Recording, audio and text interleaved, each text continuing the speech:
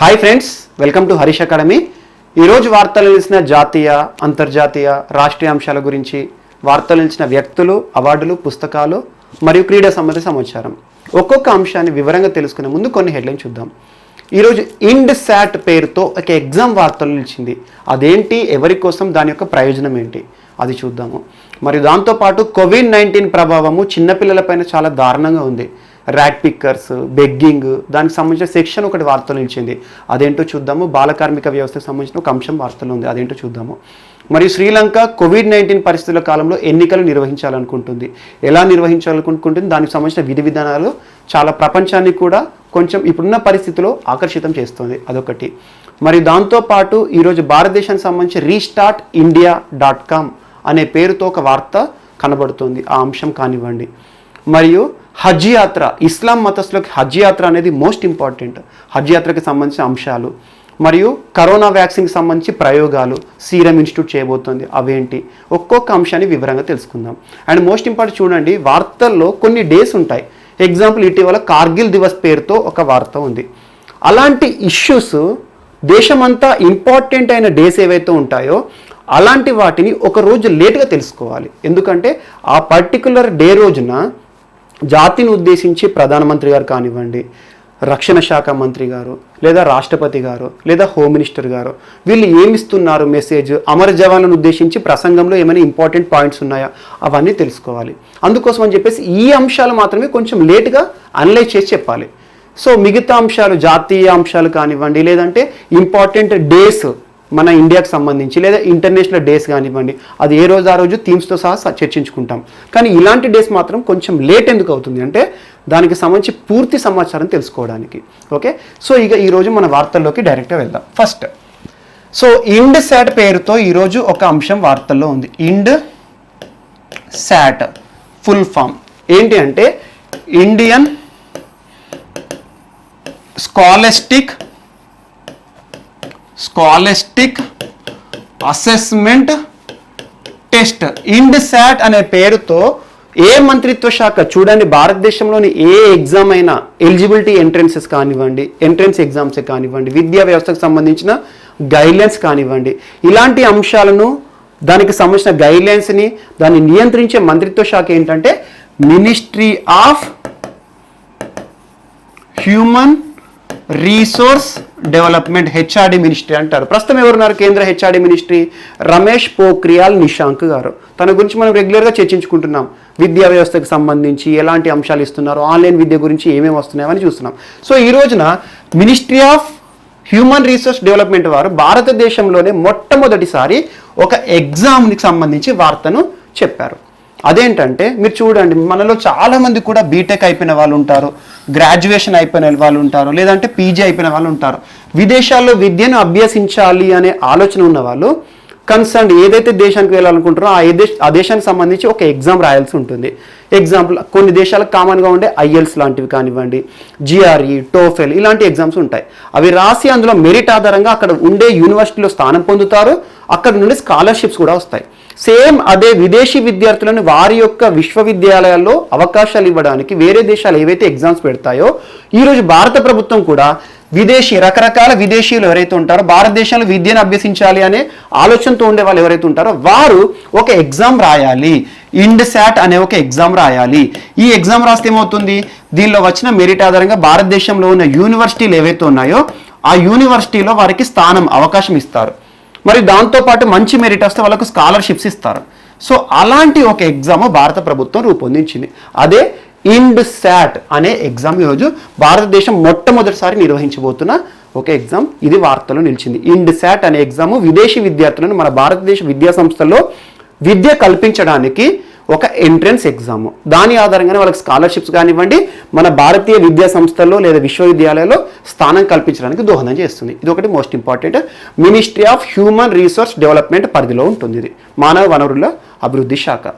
Second, so Kaaba హజ్ యాత్ర, most important. హజ్ యాత్ర ఎవరికి ఇంపార్టెంట్? ఇస్లాం మతస్థులకి జీవితంలో ఒక్కసారన్నా ఈ కాబాని దర్శించుకోవాలి, ఈ కాబాని తాకాలి అని ఒక కోరిక ఉంటుంది. ఇస్లాం ఆచరించే వాళ్ళు ప్రపంచంలో చాలామంది ఉంటారు. మన భారతదేశంలో ఉంటారు, పాకిస్తాన్లో ఉంటారు, లేకపోతే బంగ్లాదేశ్లో ఉంటారు, ప్రతి దేశంలో ఉంటారు. సో అలాంటి ఇస్లాం నియమాలను ఆచరించే వాళ్ళు ఎవరైతే ఉంటారో ఆ ఇస్లాం మత నియమాలలో ఖచ్చితంగా జీవితంలో ఒక్కసారైనా కూడా హజ్ యాత్ర చేయాలి అని ఉంటుంది. ఇస్లాం మతంలో కొన్ని నియమాలు చూడండి. ఎగ్జాంపుల్ చెప్తాను. ఫస్ట్, ఇస్లాం మతంలో అల్లా ఈజ్ ద ఓన్లీ గాడ్ అంటారు. అల్లా ఈజ్ ద ఓన్లీ గాడ్ అంటే అల్లాని విశ్వసించాలి, అల్లా మాత్రమే దేవుడు అని చెప్పేసి మత నియమం ఉంటుంది. ఎందుకంటే ఎవరి మత నియమాలు వాళ్ళవి. అందుకే చూడండి, భారత ప్రభుత్వం కూడా, సుప్రీంకోర్టు కూడా మత నియమాలకు అడ్డం వస్తే వారిని మనం ఎలాంటి పరిస్థితుల్లో వారికి కొన్ని ఎగ్జంప్షన్స్ ఇవ్వాలి. ఎందుకంటే మత నియమం ఒప్పుకోదు. నేషనల్ ఫ్లాగ్ విషయంలో కానివ్వండి, అలాంటి అంశాలు కానివ్వండి తరచూ న్యాయ వ్యవస్థ పరిధిలోకి వస్తాయి. సో అల్లాని మాత్రమే పూజించాలి, ఫస్ట్ నియమం. సెకండ్, రోజు 5 సార్లు నమాజ్ చేయాలి. ఇస్లాం మతంలో అద్భుతమైన మత నియమాలు ఉంటాయి కొన్ని. దానం చేయాలి అని అలాంటివి. సో 5 సార్లు నమాజ్ చేయాలి. 5 సార్లకు ఒక్కొక్క నమాజ్కి ఒక్కొక్క పేరు ఉంటుంది. అసర్ అని, ఫజర్ అని, జుహర్ అని, మక్రిబ్ అని, ఇషా అని. 5 నమాజ్లకు 5 పేర్లు ఉంటాయి. అసర్, ఫజర్, జుహర్, మక్రిబ్, ఇషా అని. అలా ఒక్కొక్క సమయంలో ఒక్కొక్క నమాజు వాళ్ళు అల్లాని ప్రే చేస్తారు. అదొక నియమము. మరియు ఇస్లాం క్యాలెండర్ ఆధారంగా 8th మంత్లో రంజాన్ని సెలబ్రేట్ చేసుకోవాలి. 8th మంత్ రంజాన్ పర్వదినాన్ని చేసుకోవాలి. 8th మంత్లో ఒక నెల రోజులు ఉపవాసం ఉంటారు చూడండి. అండ్ ఇంకొకటి 4th నియమం. సో 3rd నియమం అయిపోయింది కదా. 4th నియమం ఏంటంటే వారు సంపాదించిన ఆస్తిలో కానివ్వండి, వారు తినే ఆహారంలో కానివ్వండి కొంత భాగాన్ని దానం చేయాలి. అందుకే చూడండి, ఇస్లాం మత నియమం అద్భుతమైన నియమం ఏంటంటే దానం చేసే ఒక ఆచారం ఉంటుంది. అందుకే వాళ్ళ పండుగలకు కానివ్వండి, బక్రీద్ లాంటి అంశాలు కానివ్వండి, రంజాన్ లాంటి పండుగలు కానివ్వండి చాలామందికి డిస్ట్రిబ్యూట్ చేస్తూ ఉంటారు. సో అదొక నియమం. And most important 5th and అన్నిటికంటే మోస్ట్ ఇంపార్టెంట్ ఏమైందంటే జీవితంలో ఒక్కసారైనా కూడా హజ్ యాత్ర చేయాలి అని నియమం ఉంటుంది. అందుకే ప్రతి సంవత్సరం హజ్ యాత్రకి సంబంధించి మన భారత ప్రభుత్వము, రాష్ట్ర ప్రభుత్వాలు దగ్గర ఉండి హజ్ యాత్రకి సంబంధించి పర్యవేక్షణ చేస్తాయి. ప్రత్యేకమైన విమానాల్లో హజ్ యాత్రకి సంబంధించి వాళ్ళకి అనుమతులను ఇస్తాయి. అలా హజ్ యాత్రకు సంబంధించి అప్లికేషన్స్ అడుగుతాయి. సో అలాంటి హజ్ యాత్రకు సంబంధించి ఈ రోజున సౌదీ అరేబియా ప్రభుత్వం కొన్ని కీలకమైన అంశాలను చెప్పింది. సౌదీ అరేబియా ఎందుకంటే ఈ హజ్ వారి పర్యవేక్షణలో ఉంటుంది. సౌదీ అరేబియా ఏం చెప్పింది అంటే, ఒకటి, జూలై 29th హజ్ యాత్ర ప్రారంభం అవుతుంది. జూలై 29th ప్రతి సంవత్సరం ఉంటుంది ఒక్కసారి. సో ఆ జూలై 29th ప్రతి సంవత్సరం అంటే ఎవ్రీ ఇయర్ జూలై 29th కాదు, ఒక పర్టికులర్ డే రోజున హజ్ యాత్ర ప్రారంభమవుతుంది. అలా హజ్ యాత్ర రోజున కనీసము 2.5 మిలియన్ ప్రపంచంలోని నలుమూలల నుండి ఇస్లాం మతస్థులు దర్శించుకుంటారు.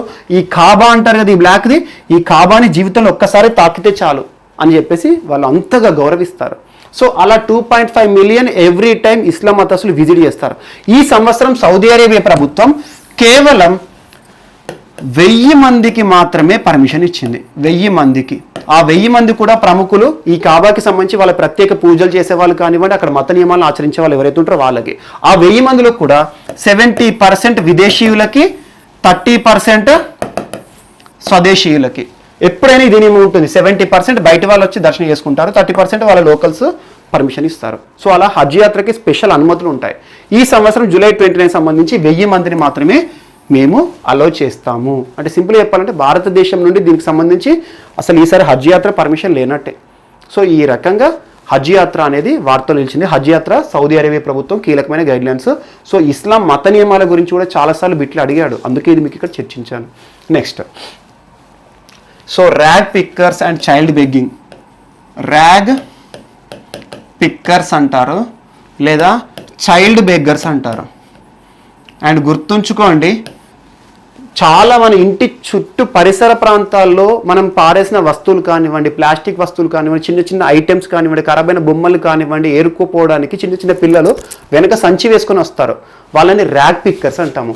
అలా సంచి వేసుకొని వచ్చి వాటిని ఏరుకోవడం, ఆ సంచిలో తీసుకుపోవడం, ప్లాస్టిక్ సామాన్ల వాళ్ళకి అమ్ముకోవడం, అలా దినచర్యలు వాళ్ళు గడుపుతూ ఉంటారు. అండ్ మోస్ట్ ఇంపార్టెంట్ చూడండి, ఇటీవల COVID-19 పరిస్థితి అనేది మనం చూస్తున్నాం. COVID-19 ఏ ఒక్క రంగాన్ని కూడా వదిలేయలేదు. COVID-19 ప్రతి ఒక్కరిని కూడా COVID-19 తీవ్రంగా దెబ్బతీసింది. చాలామంది ఉపాధే ప్రశ్నార్థకం అయిపోయింది, జీవితమే ప్రశ్నార్థకమైంది. అలాంటి పరిస్థితిలో చాలామంది తల్లిదండ్రుల యొక్క ఆర్థిక అంశాల విషయంలో సింపుల్ ఏమంటే ఆర్థిక రాబడి ఆగిపోయింది కాబట్టి చిన్నపిల్లలు వీధి బాట పట్టారు. చైల్డ్ ర్యాట్ పిక్కర్స్ లాగా, లేదంటే చైల్డ్ బెగ్గింగ్ అడుక్కోవడం కానివ్వండి, అలాంటి అంశాలతో బయటకు వస్తున్నారు. So COVID-19 impact on child system అది దారుణంగా ఉంది. ఎందుకంటే అభము శుభం తెలియని చిన్న చిన్న పిల్లలు అడుక్కు తిని బతకడం కానివ్వండి, లేదా ర్యాట్ పికింగ్తో బతకడం అనేది మన భారత ప్రభుత్వం ఒప్పుకోదు. అందుకోసం ఒక చట్టం ఉంది, juvenile justice care and protection act 2015, juvenile justice care and protection act 2015. అందులో ఒక సెక్షన్ ఉంటుంది, సెక్షన్ 76, మోస్ట్ ఇంపార్టెంట్. ఇదే ఈరోజు వార్తలు నిలిచింది. సెక్షన్ 76 ఆఫ్ జువెనైల్ జస్టిస్ ఏం చెప్తుంది అంటే చైల్డ్ బెగ్గింగ్ వ్యవస్థను నిర్మూలిస్తుంది. చిన్న పిల్లలను పెద్దవారు వారి ప్రోత్సాహంతో కానీ ప్రోద్బలంతో కానీ బలవంతంగా కానివ్వండి బెగ్గింగ్ వ్యవస్థకి నెట్టకూడదు. చిన్నపిల్లలను సింపుల్ చెప్పాలంటే చిన్నపిల్లలు ఎక్కడ కూడా అడుక్కోకూడదు అనే వ్యవస్థని నిర్మూలించేది సెక్షన్ 76. కానీ ఈ రోజున ఈ సెక్షన్ 76 వీరి విషయంలో అమలు కావట్లేదు. చాలా మంది కూడా చైల్డ్ బెగ్గింగ్ వ్యవస్థలోకి గుంజబడుతున్నారు.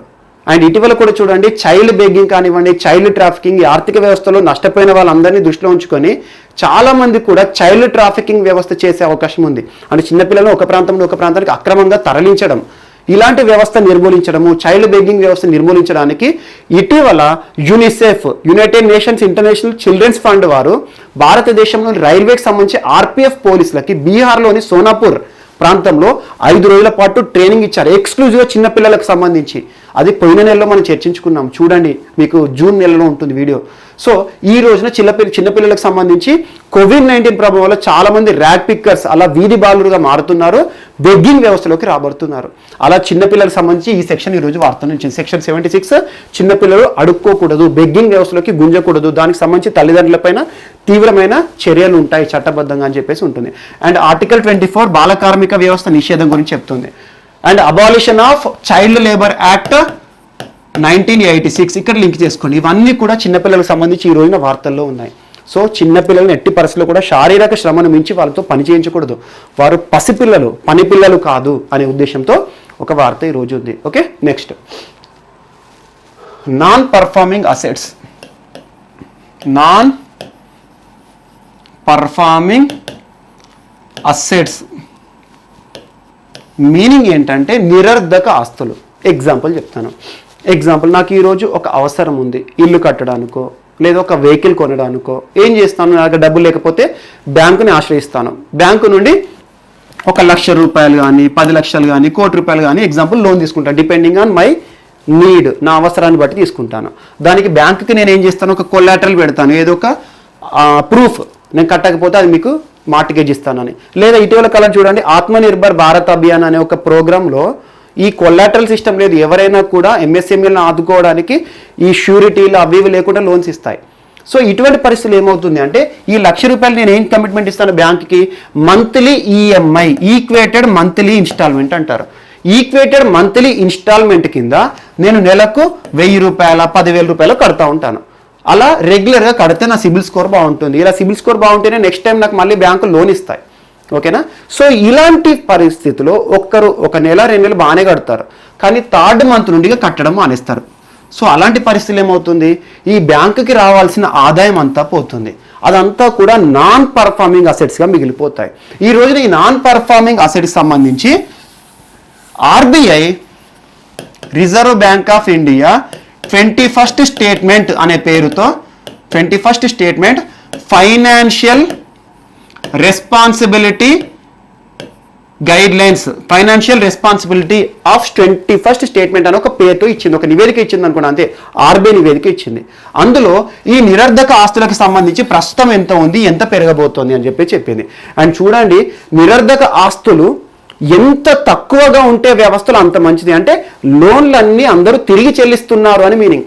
సో తిరిగి చెల్లించలేదనుకోండి, నిరర్ధక ఆస్తుల వాటా పెరిగిందనుకోండి, బ్యాంకు వ్యవస్థ మొత్తం దారుణమైపోతుంది. బ్యాంకుకు తిరిగి రావాల్సిన డబ్బులు లేనప్పుడు బ్యాంకు వ్యవస్థే పోతుంది.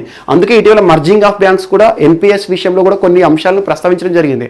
సో ఈ నిరర్ధక ఆస్తుల విషయంలో 2020 సంవత్సరంలో షెడ్యూల్డ్ బ్యాంకుల విషయంలో, షెడ్యూల్డ్ బ్యాంకులను కన్సిడర్ చేస్తే నిరర్ధక ఆస్తులు 8.2% ఉన్నాయి. అంటే 100% బ్యాంకు వాటాలో 8.2 నాన్ పర్ఫార్మింగ్ అసెట్స్గా మిగిలిపోతున్నాయి. దీన్ని తగ్గించాలి. కానీ నెక్స్ట్ ఇయర్కి దీని ప్రెడిక్షన్ ఏం చేస్తున్నారంటే 12.2%కి పెరుగుతుంది నాన్ పర్ఫార్మింగ్ అసెట్స్ అని చెప్పేసి చెప్పింది ఆర్బీఐ. అండ్ ఇంకొకటి, పబ్లిక్ సెక్టర్ అండర్టేకింగ్ బ్యాంక్స్ అంటే ప్రభుత్వ రంగ బ్యాంకులు. ప్రభుత్వ రంగ బ్యాంకులు అంటే ఏంటి? ప్రభుత్వం వాటా ఎక్కువ ఉంటుంది, 51% మినిమం ప్రభుత్వం ఉంటుంది, మిగతా వాటా ప్రైవేట్ వారిది ఉంటుంది. అలా public sector bank, example SBI కానివ్వండి, ఇలాంటి సంస్థలు. అందులో ఈ బ్యాడ్ లోన్స్ ఏవైతే ఉంటాయో బ్యాడ్ లోన్స్ వాటా 11.2% నుండి నెక్స్ట్ ఇయర్ వచ్చే వరకు 2021 వరకు 15%కి పెరుగుతాయి అని చెప్పింది. అండ్ ఇంకొక అంశం కూడా ఇక్కడ చెప్పింది, షెడ్యూల్డ్ బ్యాంకుల విషయంలో ప్రైవేట్ బ్యాంకుల విషయాన్ని చెప్పింది. ప్రైవేట్ బ్యాంకులు అంటే ఏంది? ఇందాక చెప్పిన పబ్లిక్ సెక్టర్ బ్యాంక్ అంటే ఏంటంటే గవర్నమెంట్ వాటా ఎక్కువ ఉంటుంది. ప్రైవేట్ సెక్టర్లో ఏముంటుంది? ప్రైవేట్ వాటా ఎక్కువ ఉంటుంది, కనీసం మినిమం 50% ఉంటుంది. గవర్నమెంట్ మినిమం ఉంటుంది ఎంతో కొంత. అలా ఎగ్జాంపుల్ ఐసిఐసి ఉంది. ఇలాంటి ప్రైవేట్ సెక్టర్ బ్యాంకుల్లో నిరర్ధక ఆస్తుల విలువ 4.2 ఉంది ప్రస్తుతం. ఇది కూడా వచ్చే సంవత్సరానికి 7.4కి పెరుగుతుంది. అండ్ ఇక్కడ ఇంకొక అనాలిసిస్ చూడండి, నిరర్ధక ఆస్తుల విషయానికి వస్తే ప్రైవేట్ సెక్టార్లో ఎక్కువ ఉందా, గవర్నమెంట్ సెక్టర్ పబ్లిక్ సెక్టార్లో ఎక్కువ ఉందా అంటారు. పబ్లిక్ సెక్టార్లో ఎక్కువ ఉంది. ఎందుకంటే ప్రైవేట్ సెక్టార్ వారు ఒక్క నెల కట్టకపోతే తిరిగి మళ్ళీ వసూలు చేస్తారు. వాళ్ళు వెహికల్ కానీ ఏదో ఒకటి దాన్ని జప్తు చేసుకుంటారు. సో అలా ప్రైవేట్ సెక్టర్లో తక్కువనే ఉంది, కానీ నెక్స్ట్ ఇయర్కి ఇది కూడా పెరుగుతుంది అని చెప్పేసి ఒక రిపోర్ట్ ఇవ్వడం జరిగింది. అలా నాన్ పర్ఫార్మింగ్ అసెట్స్ పైన 21st స్టేట్మెంట్ ఆర్బీఐ ఇటీవల రిలీజ్ చేసింది. నెక్స్ట్, నితిన్ గడ్కరీ గారు.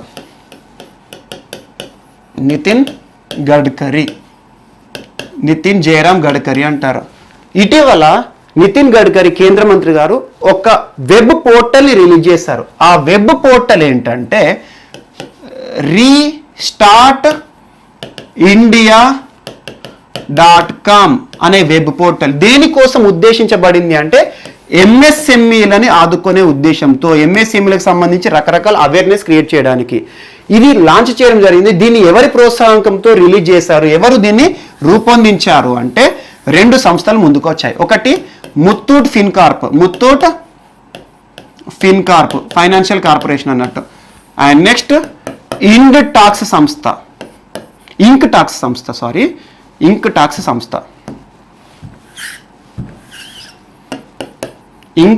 అనే సంస్థ. ఈ 2 సంస్థల ప్రోత్సాహంతో రీస్టార్ట్.ఇండియా.com అనే పేరుతో ఎంఎస్ఎంఈలను సపోర్ట్ చేయడానికి ఒక వెబ్ పోర్టల్ తీసుకొచ్చారు. నితిన్ గడ్కరీ గారు రిలీజ్ చేయడం జరిగింది, కన్సర్న్ మినిస్ట్రీ గారు. సో ఈ రకంగా రీస్టార్ట్కి ఏ సంస్థలు ప్రోత్సాహం ఇస్తాయి, లోన్స్ కానివ్వండి, వారికి సంబంధించిన అవేర్నెస్ ఎవరిస్తారు అంటే ఇంక్ టాక్స్ మరియు ముత్తూట్ ఫిన్కార్ప్ వాళ్ళు దీనికి ప్రోత్సాహం అనేది ఇస్తారు. అండ్ చూడండి, ఇటీవల కాలంలో ఎంఎస్ఎంఈ సెక్టార్లు ఉద్యమ పేరుతో వచ్చాయి. దీనికి సంబంధించి లిమిటేషన్ తగ్గించాయి. కేంద్ర ప్రభుత్వం లోన్స్ కూడా ఇస్తుంది. అలా ఎగ్జాంపుల్ స్ట్రీట్ వెండర్ ఆత్మనిర్భర్ నిధి అనేది మనకు చిన్న చిన్న చిరు వ్యాపారాల కోసం సిడ్బీ బ్యాంక్ వచ్చింది. సో ఇవి మనకు కామన్గా పబ్లిక్ సెక్టర్ బ్యాంకులు అన్నీ కూడా ఈరోజు ఎంఎస్ఎంఈ సెక్టార్లకి కొలాటరల్ లేకుండా లోన్స్ ఇస్తున్నాయి.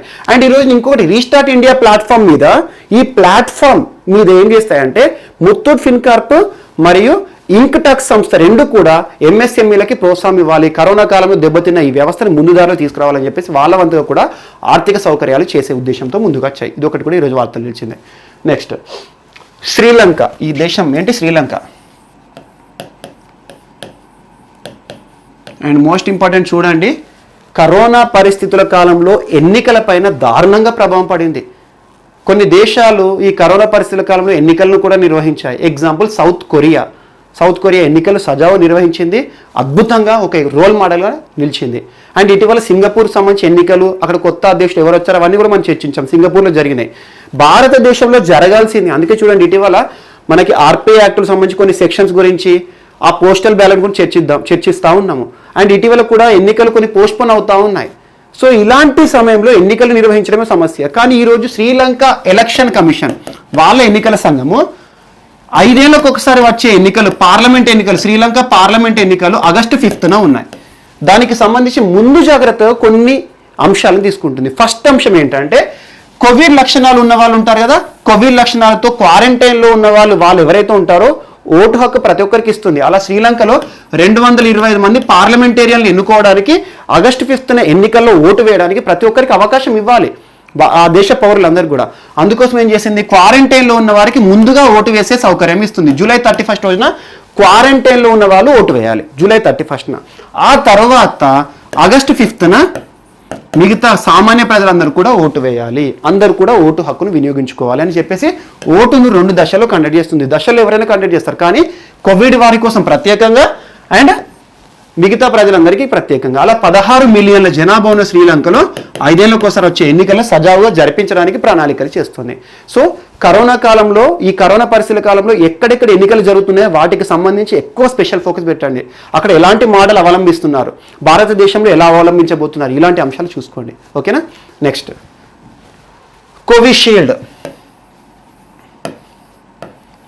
కోవిషీల్డ్ పేరిట ఈ రోజున ఒక వ్యాక్సిన్ వార్తల్లో ఉంది. వ్యాక్సిన్ మనం చూస్తూ ఉన్నాము రెగ్యులర్గా. మనకి భారత్ బయోటెక్ కంపెనీ కోవాక్సిన్ అని, అలా జైడస్ కంపెనీ జైకోడి అని రకరకాల వ్యాక్సిన్ చూస్తున్నాం. దీంతో పాటు ప్రముఖ యూనివర్సిటీలు ఆక్స్ఫర్డ్ యూనివర్సిటీ, సెచనో యూనివర్సిటీ వీళ్ళు తయారు చేసిన వ్యాక్సిన్ రెగ్యులర్గా చూస్తున్నాం. ఈ రోజున ఆక్స్ఫర్డ్ తయారు చేసిన ఒక వ్యాక్సిన్ కోవిషీల్డ్. దీనికి సంబంధించి భారతదేశ సంస్థ సీరం ఇన్స్టిట్యూట్ ఈ రోజున భారతదేశానికి సంబంధించి DCIని అనుమతి కోరింది. ఏ విషయంలో? Clinical trials already first phase అయిపోయినాయి, ఆక్స్ఫర్డ్ యూనివర్సిటీ పరిధిలో అయిపోయినాయి. Second trial, third trial, phase 2, phase 3 trial భారతదేశంలో చేయడానికి DCGI నుండి పర్మిషన్ కోరుతుంది. అది చూడండి, ఏదైనా వ్యాక్సిన్ నేరుగా మార్కెట్లోకి రిలీజ్ చేయదని చెప్పాను. అలా భారతదేశంలో ఖచ్చితంగా క్లినికల్ ట్రయల్స్ చేయాలన్నా, దానికి సంబంధించి పరిశోధన చేయాలన్నా కూడా DCGI పర్మిషన్ కావాలి. DCI గురించి ఇప్పటికి 100 సార్లు చెప్పాను, అదేంటి, ఏ రకంగా పనిచేస్తుందని. సో DCGI అనుమతులకు ఇటీవల భారతదేశంలోని సీరం ఇన్స్టిట్యూట్ ఆక్స్ఫర్డ్ తరపున కోవిషీల్డ్ వ్యాక్సిన్కి సంబంధించి ప్రయోగాల కోసం అనుమతిని పొందింది. సో పొందడానికి ప్రయత్నిస్తుంది. ఎట్లా పొందుతుంది దానికి సంబంధించి ఒకవేళ ప్రయోగాలు సఫలమైన అనుకోండి, వ్యాక్సిన్ అద్భుతంగా మార్కెట్లోకి వస్తుంది. సో ఈ రకంగా కోవిషీల్డ్ పేరుతో సీరం ఇన్స్టిట్యూట్ ఈరోజు వార్తలు నిలిచింది. అండ్ నెక్స్ట్ ఈ రోజున ఇంకొక అంశం ఏంటంటే, ప్రముఖులు కూడా చూడండి, చాలా మంది ప్రముఖులు కరోనా బారిన పడుతున్నారు. మధ్యప్రదేశ్ రాష్ట్రానికి సంబంధించి ఇటీవల మధ్యప్రదేశ్ రాష్ట్ర ముఖ్యమంత్రి శివరాజ్ సింగ్ చౌహాన్ గారు సో కరోనా బారిన పడ్డారు.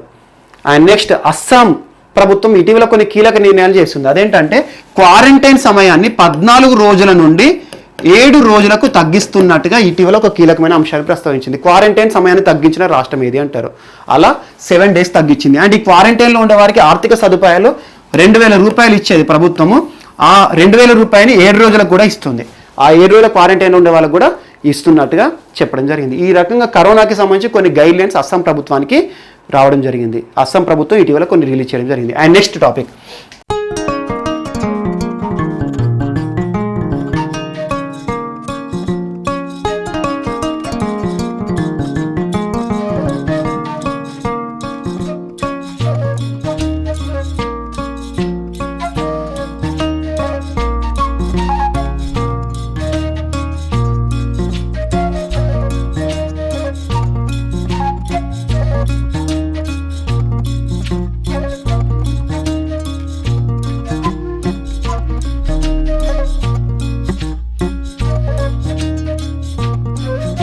సో మన నెక్స్ట్ టాపిక్ ఏంటంటే ఈరోజు హనీ టెస్టింగ్ ల్యాబ్. మనకు చాలా మందికి కూడా ఐడియా ఉంటుంది, హనీ అంటే చాలా మంది ఇష్టపడేవారు కూడా ఉంటారు. అలాంటి హనీకి చాలా రకాల టెస్టులు చేస్తారు.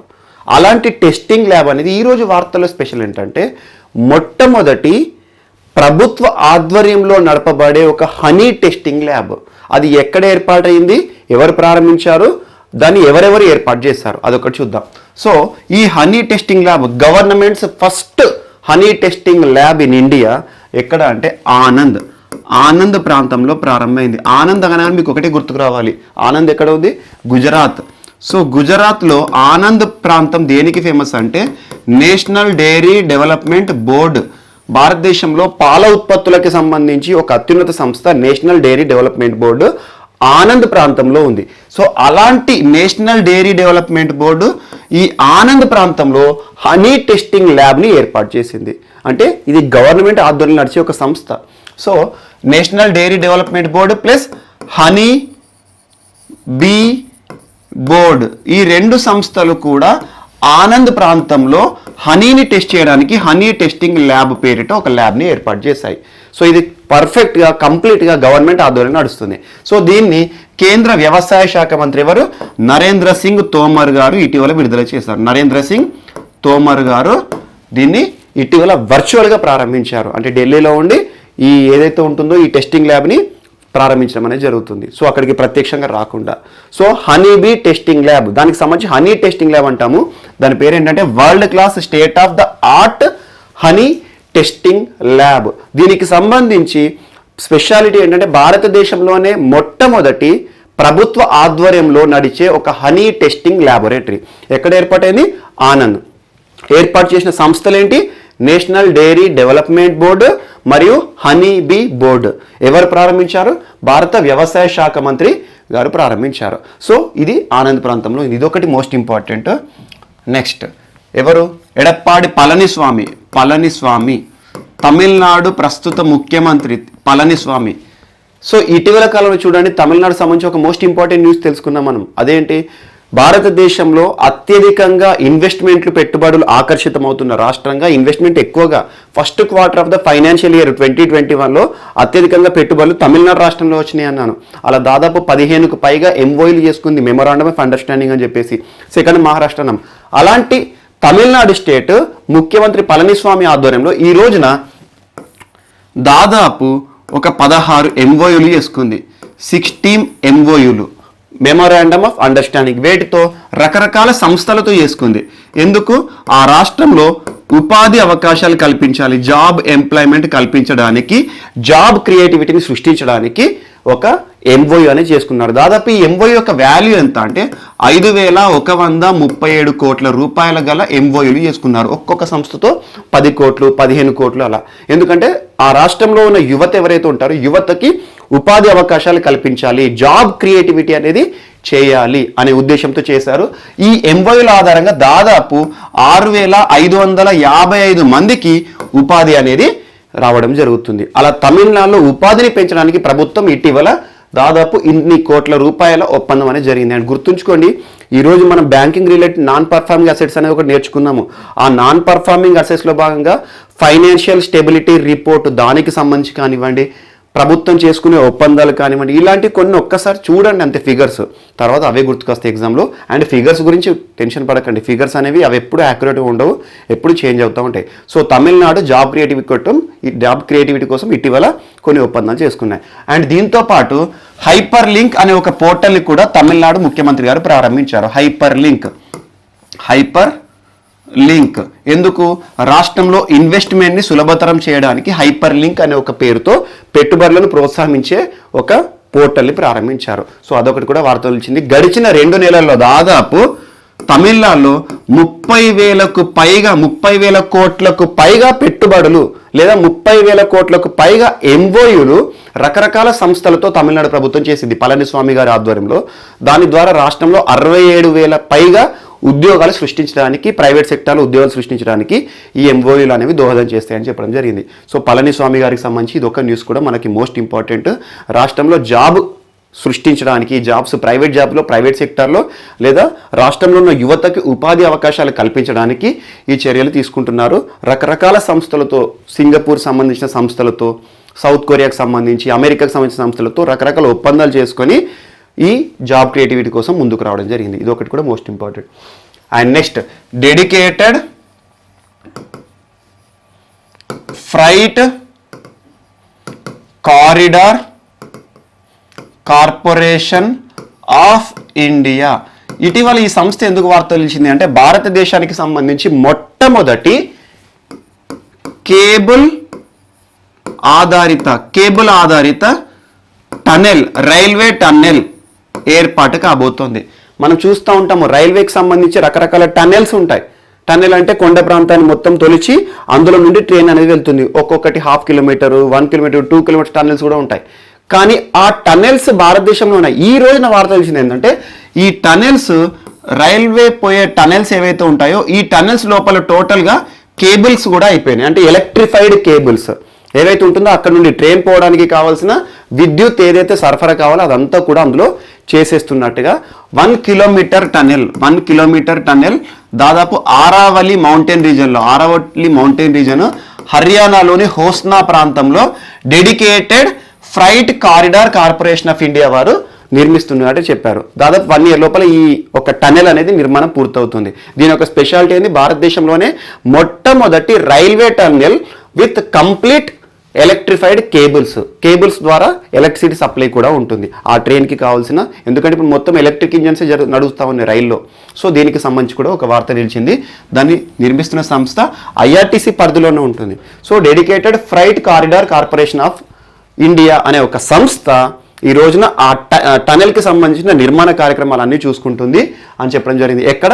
హర్యానా ప్రాంతంలోని హోస్నా ప్రాంతంలో ఆరావళి మౌంటైన్ రీజన్స్ ఏవైతే ఉంటాయో అక్కడ నుండి ఆ టన్నెల్స్ అనేవి నిర్మాణం జరుగుతూ ఉంటుంది. 1 కిలోమీటర్ పొడవు ఉండే ఒక టన్నెల్. అందులో స్పెషాలిటీ విద్యుత్ మొత్తం కూడా జరిగిపోతుంది. సో మొట్టమొదటి కేబుల్ ఆధారిత టన్నెల్స్. కేబుల్ ఆధారిత అంటే కేబుల్ పైన కాదు, ఆ టన్నెల్ లోపల విద్యుత్ సౌకర్యం ఉంటుంది అన్నట్టు టోటల్గా. సో ఇది ఒకటి కూడా మనకి వార్తలో నిలిచింది. నెక్స్ట్ టాపిక్స్, ఇక మనం ఇప్పుడు రకరకాల ఒక పక్షి గురించి అవి ఇవి ఇప్పుడు చూద్దాము. అండ్ కరోనాకి సంబంధించిన కొన్ని అంశాలు ఉన్నాయి. సో ఈరోజు మన నెక్స్ట్ టాపిక్ ఏంటంటే, ఇటీవల కేంద్ర ఆరోగ్య శాఖ మంత్రి వారు కరోనా పరిస్థితుల కాలంలో విపరీతంగా వాడుతున్న శానిటైజర్లను దృష్టిలో ఉంచుకొని కొన్ని కీలకమైన గైడ్లైన్స్ రిలీజ్ చేశారు. దానికి సంబంధించి ఇటీవల మనం చూసాము, N95 లాంటి మాస్క్లు ఏవైతే ఉంటాయో, వాల్వులతో కూడుకున్న మాస్క్లు ఏవైతే ఉంటాయో వాటిని వాడకూడదు. ఎందుకంటే ఫిల్టర్ ఎఫిషియన్సీ అనేది తక్కువగా ఉంటుంది. అలా వాల్వ్ ఓపెనింగ్ ఉన్నప్పుడు బయట నుండి వచ్చే ఏవైతే ప్యాథోజన్స్ ఉంటాయో, వైరస్లు ఉంటాయో మనకి సోకే ప్రమాదం ఉంటుంది. లేదా మన నుండి తుమ్మినప్పుడు కానీ దగ్గినప్పుడు కానీ ఈ వాల్వ్ నుండి బయటకు వస్తుంది ఆ డ్రాప్లెట్స్ అనేవి చెప్పేసి మనం రీసెంట్గా N95 అండ్ కొన్ని ప్రముఖమైన సంస్థ రిలీజ్ చేసిన మాస్కులు వాటి వాల్వ్ గురించి నేర్చుకున్నాము. అవి ఆరోగ్యానికి శ్రేయస్కరం కాదని చెప్పారు. ఈ రోజున శానిటైజర్ల విషయంలో శానిటైజర్స్ మనం చూస్తూ ఉన్నాము, రకరకాల శానిటైజర్లు. అందులోనూ కరోనా పరిస్థితుల కాలంలో శానిటైజర్ అనేది మోస్ట్ ఇంపార్టెంట్. కొంతకాలం పాటు లాక్డౌన్ విధించిన తర్వాత శానిటైజర్ల షార్టేజ్ ఏర్పడింది. అలాంటి శానిటైజర్ల షార్టేజ్ని బయటికి రావడానికి ఒక్కొక్క రంగం వారు శానిటైజర్ ఫార్మా కంపెనీలు కానివ్వండి, ఫేమస్ కంపెనీలన్నీ కూడా శానిటైజర్ తయారీలో నిమగ్నమైన. ఈరోజు ఎక్కడ చూసినా కూడా మనం ఏ ప్రాంతంలో చూసినా, చిన్న షాప్కి వెళ్ళినా, కిరాణా షాప్కి వెళ్ళినా, ఎక్కడికి వెళ్ళినా కూడా ఫస్ట్ శానిటైజర్ చేస్తున్నారు. సో అలాంటి శానిటైజర్లకు సంబంధించి ఇటీవల తెలంగాణ జైళ్ల శాఖ కూడా శానిటైజర్లను జైల్లో ఉండే ఖైదీలచే మైనేషన్ పేరుతో శానిటైజర్లు తయారు చేస్తుందని మనం క్రితం క్లాస్లో కూడా నేర్చుకున్నాము. సో అలాంటి శానిటైజర్లు ఈరోజు ప్రతి ఒక్క వ్యక్తి జీవితంలో నిత్యావసరాలు అయినాయి. అలాంటి శానిటైజర్లు ఎవరు కూడా విపరీతంగా వాడకూడదు, అతిగా శానిటైజర్లు వాడకూడదు. అలా శానిటైజర్ని వాడితే ఏమవుతుంది అంటే, మన శరీరం పైన ఉండే కొన్ని చిన్న మైక్రో ఆర్గానిజమ్స్ ఏవైతే ఉంటాయో, మనకు కొన్ని శ్రేయస్కరమైన మైక్రో ఆర్గానిజమ్స్ ఉంటాయి. ప్రతి ఒక్క మైక్రో ఆర్గానిజం కానివ్వండి, ప్రతి ఒక్క చిన్న సూక్ష్మజీవులు అన్నీ మనకు హానికరం కావు.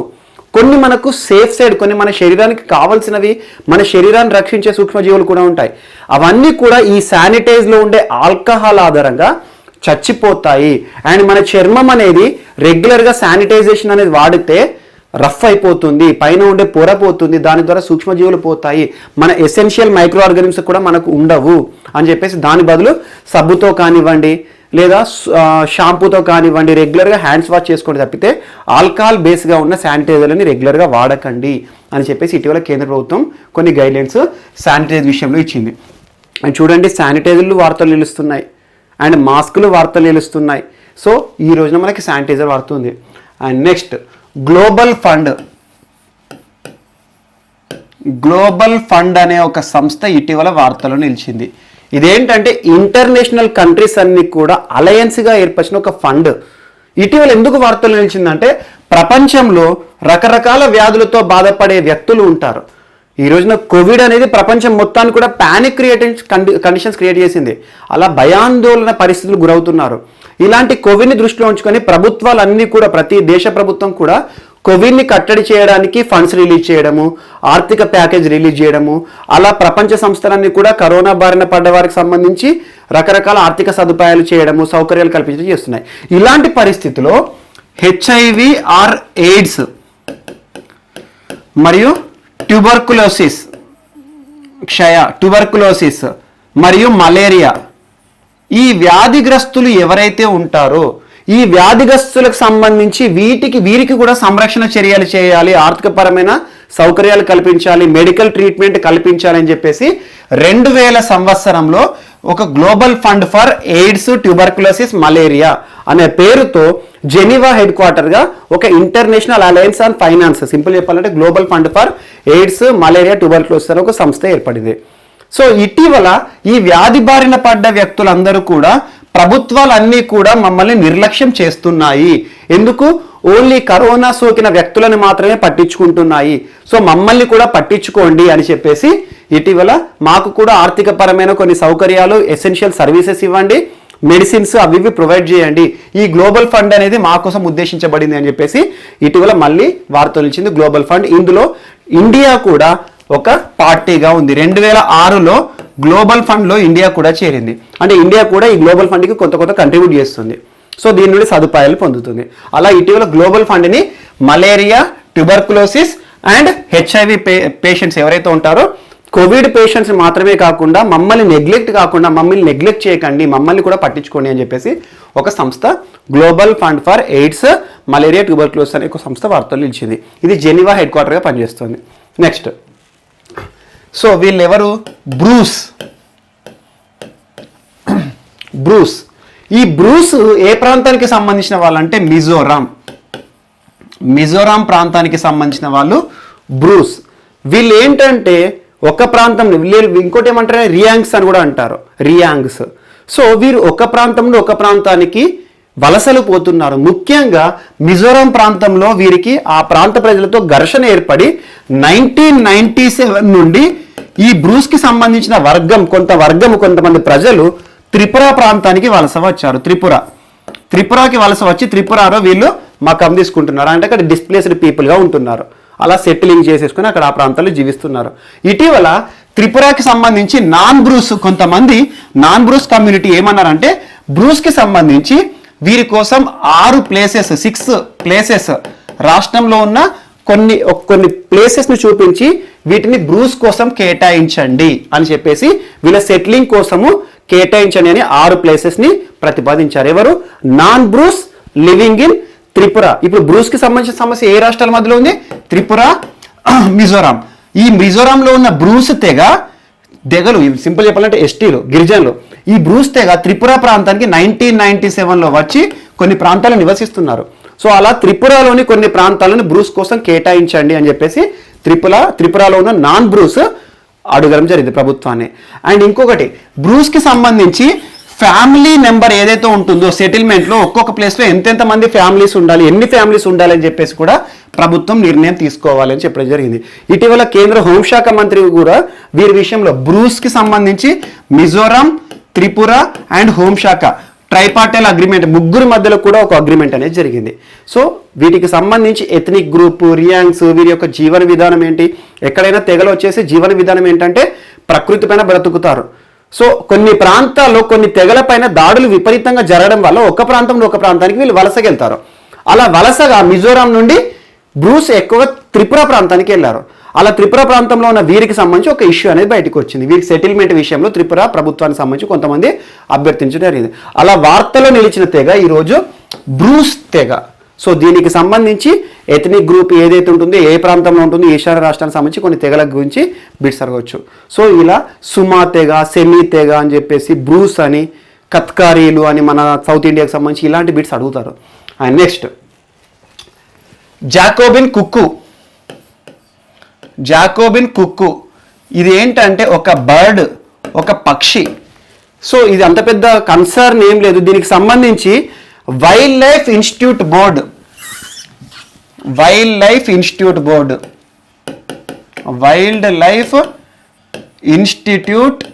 బోర్డ్ సంస్థ అంటే దేనికి సంబంధించింది? వన్యప్రాణులకు సంబంధించి చర్యలు తీసుకునే సంస్థ.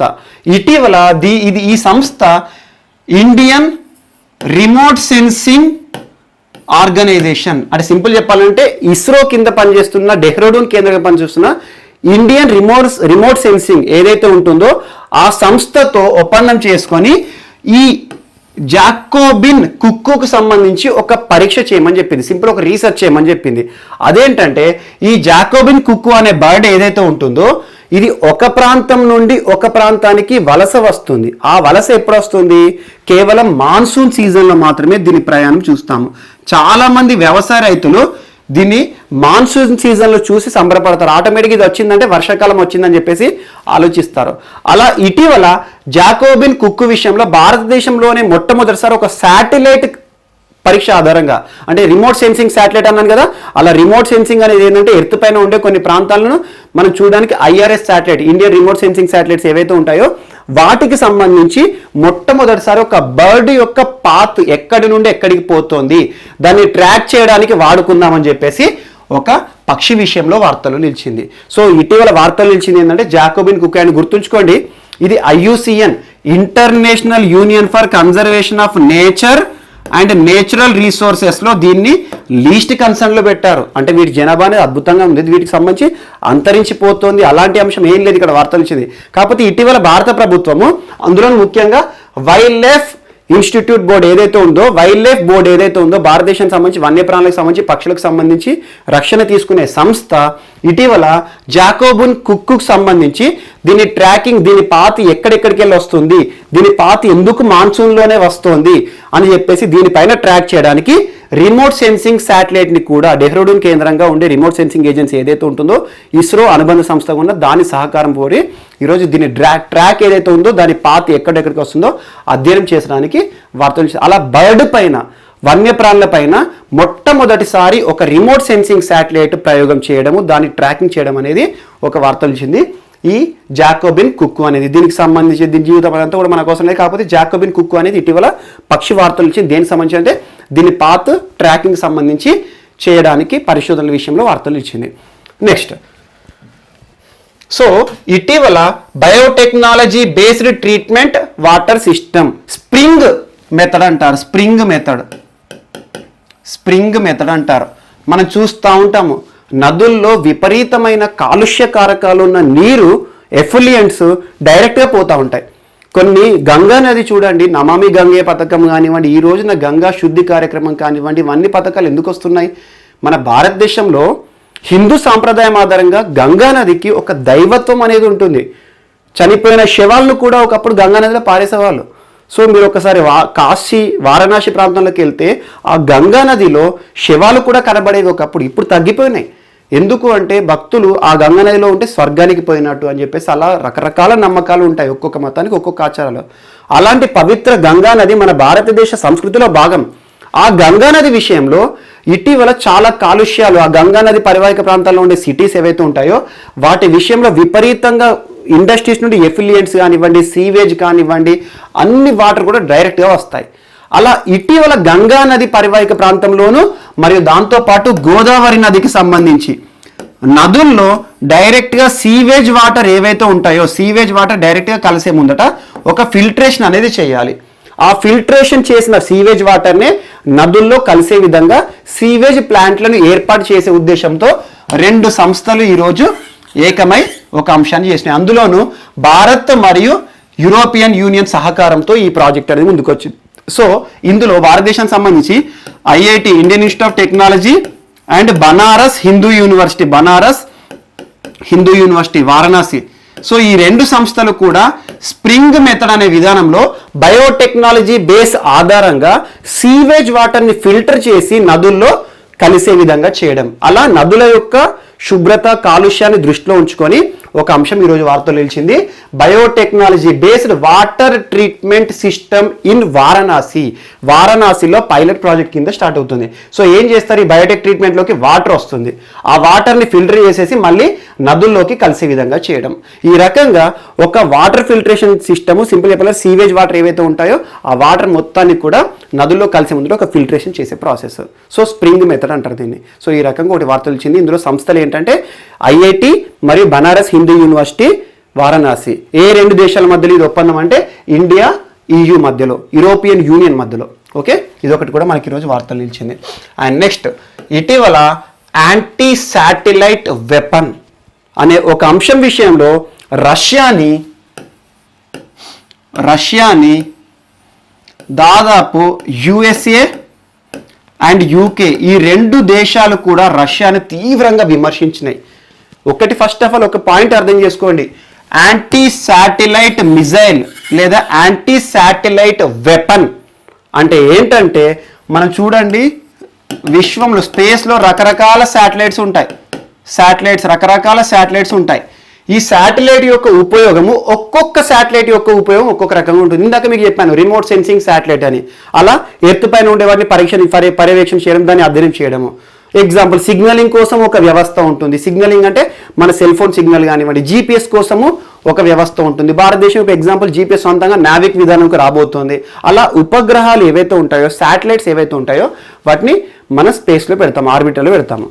సో ఇప్పుడు రానున్న జనరేషన్స్లో, రానున్న ప్రపంచంలో, రానున్న కాలంలో యుద్ధాలు ఎలా జరుగుతాయి అంటే, ఒకటి నీటి కోసం యుద్ధాలు జరుగుతాయి.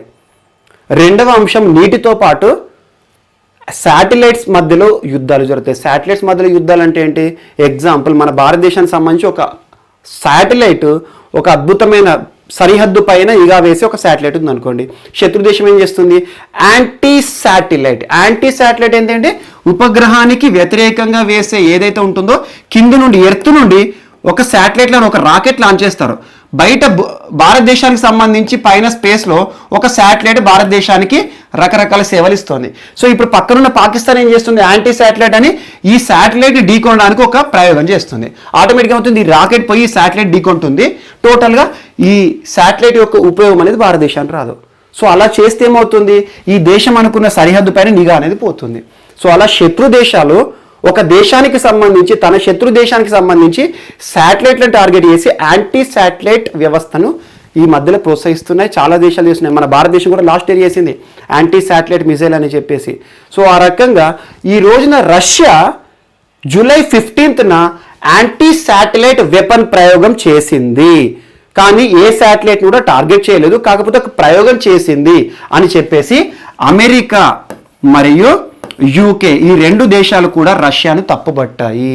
ఎందుకు? ఇప్పుడు అవసరం ఏముంది? ఎవరి శాటిలైట్ని టార్గెట్ చేయడానికి? ఒక దేశం దగ్గర యాంటీ శాటిలైట్ వెపన్ ఉంది అంటే ఆటోమేటిక్గా ఏంటి, ఎప్పటికైనా అది వేరే దేశాలకు సంబంధించి ప్రమాదమే. ఎగ్జాంపుల్ యుఎస్ఏకి రష్యాకి మధ్యలో గొడవ వచ్చింది అనుకోండి, ఏం చేస్తాయి? యుఎస్ఏకి సంబంధించిన శాటిలైట్ని రష్యా ఢీకొనలే చేసి బ్లాస్ట్ చేయొచ్చు. సో ఇలాంటి యుద్ధాలు కూడా వస్తాయి. సో ఇటీవల వార్తలు ఇచ్చింది ఏంటంటే యాంటీ శాటిలైట్ వెపన్ అనేది రష్యాకి సంబంధించి ఇటీవల ప్రయోగం జరిగింది. ఆ ప్రయోగాన్ని దూషిస్తూ ప్రపంచంలోని కొన్ని ప్రముఖ దేశాలు రష్యాని తీవ్రంగా తప్పుపట్టాయి. అవి ముఖ్యంగా యూకే, యుఎస్. సో ఇలాంటి యాంటీ శాటిలైట్ మిసైల్ కానీ వెపన్స్ కానీ మీకు సైన్స్ అండ్ టెక్నాలజీలో ఉంటాయి. దీనికి సంబంధించి రానున్న ఎగ్జామ్లో ఖచ్చితంగా బిట్స్ వస్తాయి. భారతదేశానికి సంబంధించి యాంటీ శాటిలైట్ మిసైల్ ఏ పేరుతో ప్రయోగం చేశారు, దాని యొక్క యూజ్ ఏంటి, మొట్టమొదటి ప్రపంచంలో యాంటీ శాటిలైట్ వెపన్ని ఎవరు ప్రయోగం చేశారు, అవన్నీ కూడా చూసుకోండి. నెక్స్ట్, సో మనకి ఇంటర్నేషనల్ యూనియన్ ఫర్ రైల్వేస్ అనే సంస్థ ఈ రోజున వార్తలో నిలిచింది.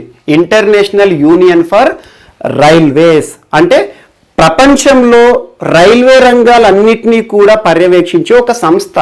అలా రైల్ డిప్లొమసీ కోసం, రైల్ డిప్లొమసీ అంటే రైల్వే సంబంధిత అంశాల గురించి, రైల్వే సంబంధిత నియమాల గురించి, ఒక దేశానికి రైల్వే కనెక్టివిటీ గురించి కూడా అవన్నీ పర్యవేక్షించడానికి ఒక ఇంటర్నేషనల్ యూనియన్ రైల్వేల కోసం ఉంది. అది ఎప్పుడు ఏర్పడింది?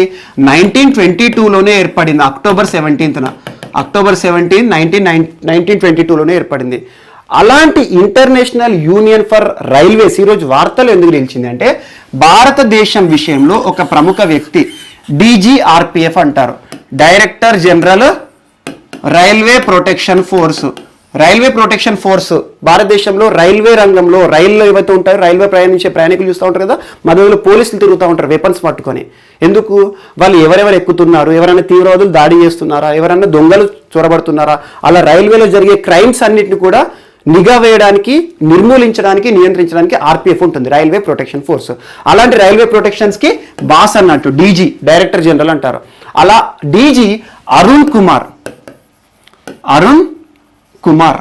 So Arun Kumar, railway director general Arun Kumar గారు ఈరోజు వార్తలు ఇచ్చారు.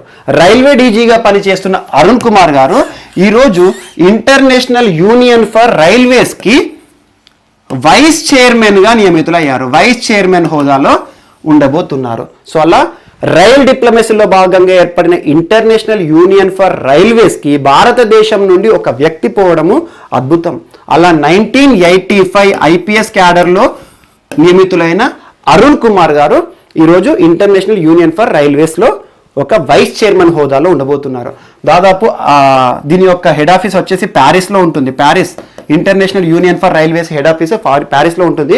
1922 అక్టోబర్ 17న ఏర్పడింది. దాదాపు అందులో ఇప్పుడు సభ్య దేశాలు 144 ఉన్నాయి. దీని యొక్క డ్యూటీ ఏంటంటే ప్రపంచంలో రైల్వేకి సంబంధించి కనెక్టివిటీ, అడ్వైజెస్, అవగాహన, ఎలాంటి రైల్వేస్ ఉండాలని చెప్పేసి దానికి సంబంధించి ఇంటర్నేషనల్ దేశాలన్నీ కూడా ఏర్పడే ఒక కూటమి. సో దానికి ఈరోజు భారతదేశం నుండి ఒక వ్యక్తి నియమితులయ్యారు. వార్తల వ్యక్తిగా ట్రీట్ చేసేసుకోండి. అండ్ ఈ సంస్థ గురించి కూడా అరుణ్ కుమార్ గారు ఈ రోజున ఈ సంస్థకి వైస్ చైర్మన్గా నియమితులయ్యారు భారతదేశం నుండి. Most important. Next Kargil Diwas 26th July 1999. Operation Vijay. Operation Vijay కొన్ని ఉంటాయి మనకి. Operation Blue Star, Operation Vijay, ఇలాంటి ఆపరేషన్స్ ఏవైతే ఉంటాయో కొన్ని చూసుకోండి. Military operations. సో మనకి తెలుసు భారతదేశానికి పాక్కి మధ్యలో ఎప్పటికీ ఘర్షణే. అది కాశ్మీర్ విషయంలో ఉంటాయి, చాలా మతపరమైన కారణాలు ఉంటాయి, చాలా అంశాలు ఉంటాయి. అలాంటి పాకిస్తాన్ విషయంలో భారతదేశానికి పాకిస్తాన్ యొక్క అత్యుత్సాహం, పాకిస్తాన్ ఇంట్రూడర్స్ ఎవరైతే ఉన్నారో భారతదేశానికి చొరపడే సమయంలో 1999లో ఒక యుద్ధమే జరిగింది. కార్గిల్ వార్ అంటారు. భారతదేశ చరిత్రలోనే పెద్ద యుద్ధము, చాలా మంది సైనికులు చనిపోయారు. అలాంటి యుద్ధంలో పాకిస్తాన్ పై మన మిలిటరీ ప్రయోగించిన మన మిలిటరీ యొక్క ఆపరేషనే ఆపరేషన్ విజయ్. అలా పాకిస్తాన్ పైన భారతదేశం విజయానికి చిహ్నంగా ప్రతి సంవత్సరం కార్గిల్ దివస్ పేరుతో ప్రభుత్వం అధికారికంగా సైనికులకి అంకితం చేస్తూ వారికి పూలమాలలు కానివ్వండి, దేశ రాష్ట్రపతి కానివ్వండి, ప్రధానమంత్రి, రక్షణ శాఖ మంత్రి, హోంశాఖ మంత్రి, వీళ్ళందరూ కూడా సైనికులకు సంబంధించి కొత్త పథకాలు ప్రారంభించడం కానీ ఇవాళ చేస్తూ ఉంటారు. ఈ సంవత్సరం కార్గిల్ దివస్ అనేది 21st కార్గిల్ దివస్. 21వ కార్గిల్ దివస్ జూలై 26, 2020లో జరిగింది. సో 21st కార్గిల్ దివస్ దేనికి సందర్భంగా ప్రతి సంవత్సరం జూలై 26వ తేదీన జరుగుతుంది. దేనికి చిహ్నంగా అంటే ఆపరేషన్ విజయ్. పాకిస్తాన్పై మన భారతదేశ సైన్యం గెలుపుకి చిహ్నంగా ప్రతి సంవత్సరం భారత ప్రభుత్వం జరిపే అధికారిక దినోత్సవం కార్గిల్ దివస్. ఇదొకటి కూడా మనకి ఈరోజు వార్తల్లో నిలిచింది. అండ్ నెక్స్ట్ ఇక వార్తల్లో మిస్లేనియస్ అంశాలు కానివ్వండి, ఏమైనా అంశాలు మిగిలిపోయినట్టుంటే మనం రేపటి క్లాస్లో చూద్దాము. అండ్ డేట్స్ విషయానికి వస్తే కొన్ని డేస్ ఉంటాయి నేషనల్ పరంగా ఇంపార్టెన్సీ ఒక 15-20 మాత్రమే ఇంపార్టెంట్. అవిటిని చూసుకోండి. అండ్ మోస్ట్ ఇంపార్టెంట్ డేస్ విషయానికి వస్తే పర్యావరణ సంబంధిత డేస్ ఏవైతే ఉంటాయో, ఎగ్జాంపుల్ ఎర్త్ డే, ధరిత్రి దినోత్సవం కానివ్వండి, బయోడైవర్సిటీ డే కానివ్వండి, ఇలాంటి అంశాల చుట్టూ ప్రశ్నలు ఎక్కువ తిరుగుతాయి. వీటికి సంబంధించి థీమ్స్ ఏంటి, ఎప్పుడు ప్రారంభమైంది, ఏ సంస్థ నిర్వహిస్తుంది, ఇలాంటి ప్రశ్నలు. అంతే తప్పితే ప్రతిరోజు ఒక డేని తీసుకుంటే ప్రతిరోజు 10-15 ఇంపార్టెన్స్ ఉంటాయి. ప్రతి డే ఇంపార్టెంట్ కాదు. అండ్ ఈరోజు కార్గిల్ దివస్ అనేది ఇంపార్టెంట్. జూలై 26న కార్గిల్ దివస్కి సంబంధించి ఎందుకు వస్తుంది అంటే మన భారతదేశ చరిత్రలోనే ఒక గొప్ప యుద్ధం. అది గొప్ప యుద్ధం అనకూడదు, మన భారతదేశం సాధించిన గొప్ప విజయం, పాకిస్తాన్కి ఒక బుద్ధి చెప్పిన యుద్ధం. సో అలాంటి వాటి గురించి కానివ్వండి, అలా కొన్ని మొత్తంలో కూడా ఇంపార్టెంట్ డేస్ మీరు ఫోకస్ చేసిన ఇంటర్నేషనల్ డే కానివ్వండి. అండ్ ఇంకోటి చూడండి, ఎగ్జాంపుల్ మనకి జూలై 26న ఇంకొక డే కూడా ఉంటుంది, తల్లిదండ్రుల దినోత్సవం అని చెప్పేసి. అలాంటి దినోత్సవాలు కూడా ఉంటాయి. సో అన్ని డేస్ చూసుకోకండి, కొన్ని ఇంపార్టెంట్ డేస్ చూసుకోండి. ఆ ఇంపార్టెంట్ డేస్ ఎప్పుడొచ్చినా కూడా అభ్యర్థులకు సంబంధించి ఆ ఇంపార్టెంట్ డే దాని స్పెషల్ ఏంటి, ఎప్పుడు ప్రారంభమైంది, ఏ సంస్థ నిర్వహిస్తుంది, దాని థీమ్ ఏంటి, అవి ఖచ్చితంగా మిస్ కాకుండా మీకు చెప్తాను.